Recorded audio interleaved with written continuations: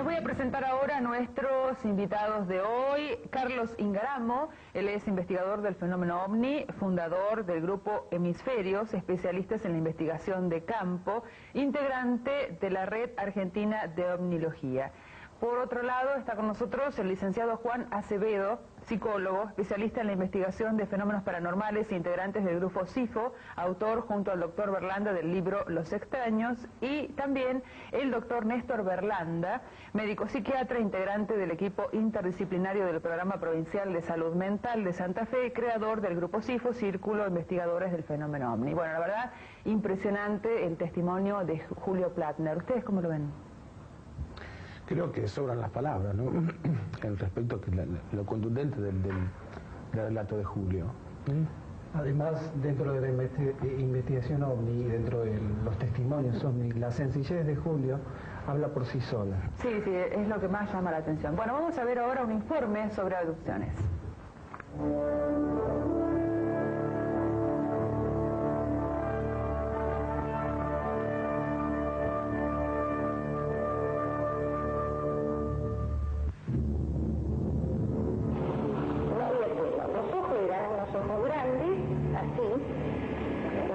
La nariz era una cosa chiquitita y la boca era una cosita así, chiquita. Yo lo único que te digo que sigo viendo y es como que eso es lo que me preocupa, es como una obsesión. Yo lo único que veo son los ojos de esos seres, nada más. Y lo que sí, que clarito me acuerdo eran las manos, eran unas manos finitas y unos dedos finitos y largos.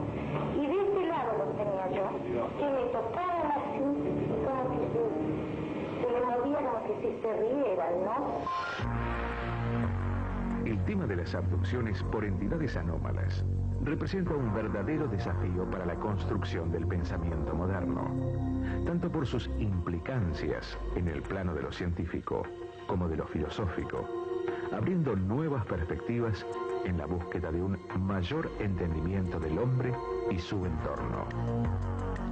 El estudio de este fenómeno no apunta a una explicación técnica, sino a la lectura de los acontecimientos, dado que los mismos, interpretados en su globalidad, denotan un sistema simbólico en su constante expresión. A partir de la década del 80, los casos de abducciones comenzaron a sucederse con mayor frecuencia. Los procedimientos son los mismos y los seres involucrados responden a similares características. Pero el fenómeno ya no es solo patrimonio de desprevenidos conductores de caminos solitarios, sino que la experiencia comienza a invadir la privacidad, incluso de los dormitorios. En Argentina, la experiencia de abducción sigue patrones similares a la de otras partes del mundo, al igual que la tipología de los seres involucrados. La experiencia de abducción, en la mayoría de los casos, es como un camino de iniciación arquetípico, con su invariable secuencia de separación, traslado a otros planos y regreso. En la literatura sobre ovnis, la etapa de separación es conocida usualmente como abducción, pues principalmente, aunque no siempre, el individuo siente que lo llevan en contra de su voluntad, o por lo menos sin conocimiento y sin previo aviso. Entonces es llevado a un mundo totalmente distinto, donde es sometido a un cierto tipo de inspección ritual, de examen tanto físico como psíquico. En el contexto del universo OVNI, esta fase de la experiencia es usualmente denominada como el examen y aparece bajo la forma de un examen médico del tipo que uno se imagina habría de tener lugar en un relato de ciencia ficción. La etapa final del camino, el regreso, que usualmente tiene lugar en la misma localidad física, generalmente se ve marcado por sensaciones de confusión, desorientación, pérdida de un espacio de tiempo y deterioro de la memoria.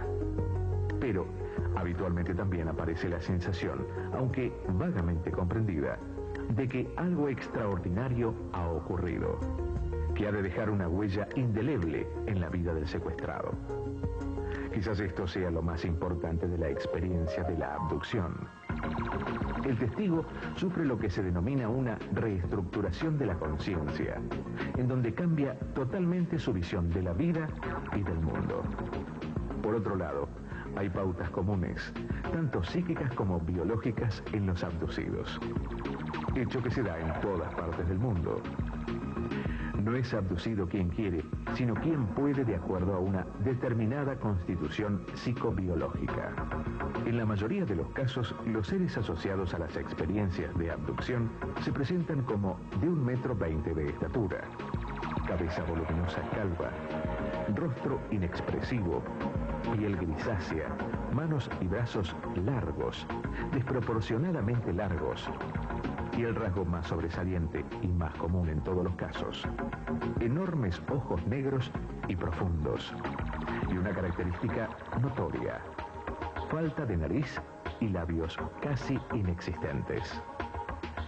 Tanto físicamente como en su comportamiento es posible reconocer el sello de la medida humana. Sus lánguidas y endebles figuras, su repetitiva y evidente androginia, símbolo perfecto de la unión de los opuestos complementarios básicos, lo femenino y lo masculino. En definitiva, se los supone de origen extraterrestre, que llegan a la Tierra desde el espacio exterior y raptan a determinadas personas. El fenómeno de abducción es algo real, pero quizás no con la acepción que nosotros le damos al término.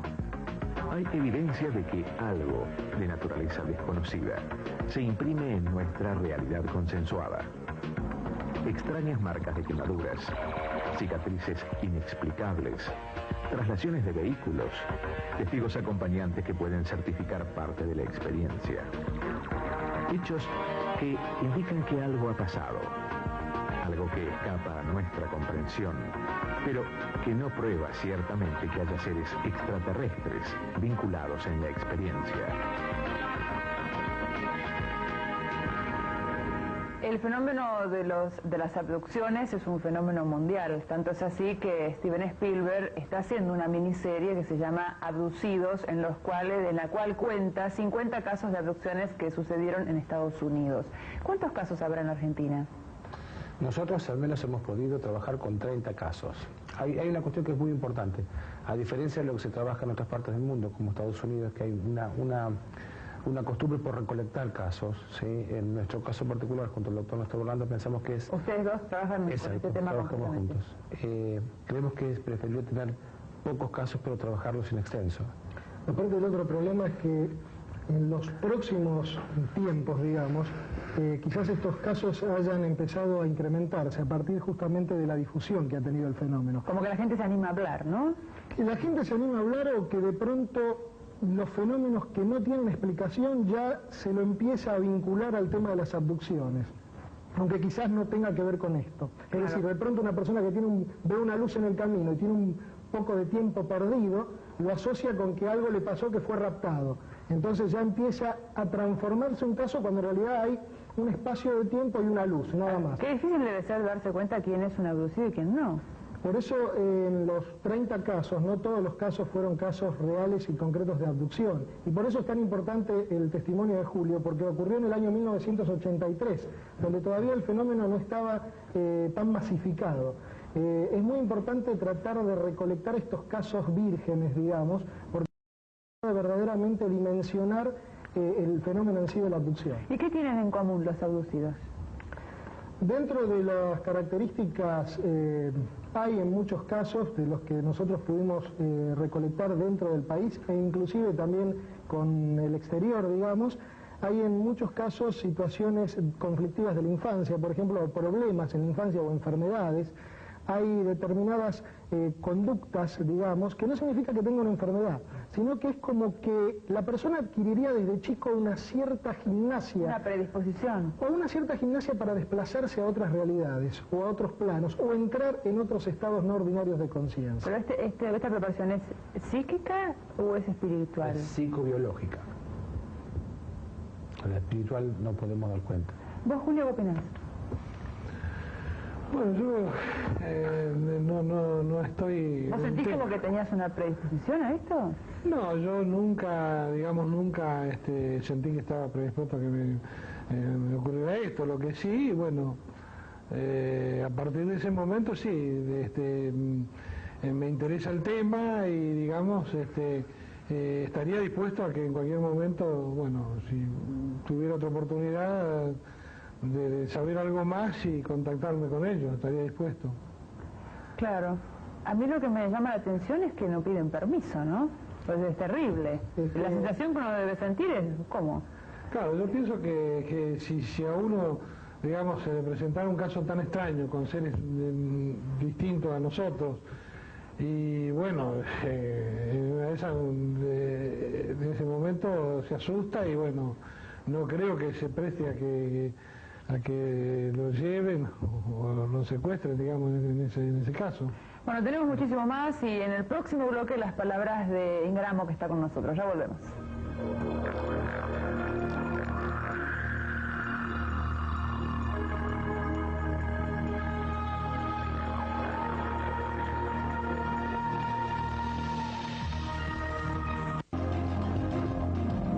Seguimos analizando un caso de abducción en Misterios del Universo y ahora las palabras de Carlos Ingaramo, quien es investigador del fenómeno OVNI y tiene otra visión de este tema. ¿Cómo lo ves?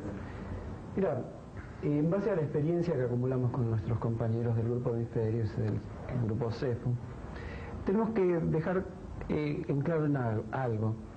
Llevamos más de 1000 casos estudiados en 15 años y realmente la frecuencia de aparición de supuestas abducciones o abducciones es muy baja. Esto tomando en cuenta recorridas de campo, inclusive en el propio lugar de origen de Plantner, en la zona de Winifreda y demás zonas del país que hemos recorrido. A nosotros siempre nos llamó la atención que entre lo que nosotros describimos como un fenómeno natural y puro, es decir, un testigo que no espera que lo vayamos a entrevistar, sino que está haciendo su vida cotidiana y aparecen de repente bajando de un auto 3 o 4 personas que le empiezan a preguntar si vio algo, es que este tipo de fenoménica, como decía, no se da demasiado. Nos hemos topado con algún que otro caso que no se pudo investigar en profundidad por circunstancias de la vida. La cuestión es que sobre la abducción, nosotros, aún tomándolo en cuenta, hacemos dos diferenciaciones muy claras. Una es la abducción como la de Plantner, un caso sencillo, no violento, nos contaba él fuera de micrófono. No traumático, ¿no? No traumático, donde, bueno, sí, llamaría la atención el hecho de por qué le sacan sangre, en especial, cuando con una muestra de cualquier ser humano ya podrían tener, a través de ingeniería genética, muchísima más cantidad de sangre de la que necesitarían si es que tuvieran que andar sacándole a cada rato a una persona. Y después está otro tipo de abducciones que son complejas, que en parte comparto con ellos, con Berlanda y con Acevedo, el hecho de que quizás tengan algo que ver con la propia o rincones de la mente humana. ¿Por qué? Porque realmente no hay un ovni asociado, es decir, es difícil encontrar, difícil, no imposible, personas que hayan visto que otra persona haya sido secuestrada. Decíamos en el comienzo del programa que algunos investigadores sostienen que de cada 100 hay uno que es real, pero él tiene una marca. Esto no puede ser de la mente. Por eso digo, uno no niega la posibilidad de la abducción y hay variada cantidad de casos en la Argentina, un límite, que dan pruebas fehacientes de, bueno, que podría ser verdad. Porque en el tema OVNI nos manejamos más que con certezas absolutas, siempre con probabilidades. Es decir, uno llega a un punto en el que no puede participar de la experiencia que tuvo el testigo. ¿Ustedes cómo ven el tema de la marca que tiene él? Es que el tema es bastante complejo, porque cuando se dice que tiene que ver algo quizás la conciencia, automáticamente se piensa con que o hay un trastorno mental o esto no lo puede hacer la mente. Pero no estamos hablando de un fenómeno convencional, no estamos hablando, cuando hablamos de estados no ordinarios de conciencia, no estamos hablando ni de que la persona tiene alguna patología o que es algo común. Es algo que está en el límite, es algo que obviamente se imprime en esta realidad consensuada, como decía el informe. Y es ese algo que justamente la ciencia tiene que investigar. A Julio le pasó algo real y concreto, que le dejó marca y que tiene a su vez un testimonio, como decía Carlos, muy redondo, muy sencillo, muy concreto. Un testimonio que, por otro lado, desde el 83 hasta la fecha fue igual, no varió en nada, lo cual es muy importante también para dar credibilidad al caso. El mayor punto es qué es lo que le pasó. No hay ninguna prueba que nos pueda a nosotros decir de que hubo un ser extraterrestre tomándolo a Julio y sacándolo de la camioneta. Pero ¿y esto que tiene en la mano, entonces qué? Es un fenómeno que le pasó, es algo que le pasó, pero no sabemos qué. Si nosotros pretendemos hacer ciencia, tenemos que basarnos con evidencia y con investigación. Sabemos que algo le pasó, podemos llegar a que Julio, el fenómeno que le pasó es real, concreto, no miente, fue un fenómeno real, pero no sabemos qué. ¿Y los otros casos que ustedes investigan?